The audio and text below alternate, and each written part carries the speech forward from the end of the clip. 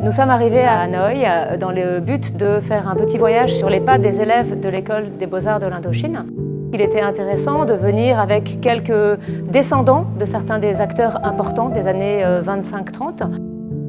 Ce petit voyage de quelques jours nous a emmenés sur les pas des artistes dans les villages autour d'Hanoï. Nous avons pu déambuler dans ces villages et dans les rizières. C'était vraiment un moment très agréable, très amical et très émouvant. Nous sommes également allés visiter le musée des Beaux-Arts. Le point fort du voyage est un colloque qui est organisé dans l'amphithéâtre des sciences naturelles qui a été décoré par Victor Tardieu en 1925. La grande fresque qu'il avait apposée n'est plus là, malheureusement, mais celle qui est ici aujourd'hui a été remise en place par le Vietnam en 2006. Il s'agit d'une œuvre réalisée d'après l'original.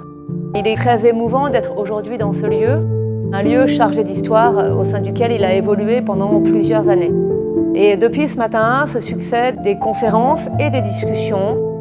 J'ai le projet de créer un prix qui permettrait de récompenser la créativité artistique au Vietnam. Je souhaiterais qu'il s'appelle le prix Ton Ngoc Van, car il me semble que cela a un symbole fort. Ton Ngoc Van est un élève des premières promotions de l'École des Beaux-Arts de l'Indochine.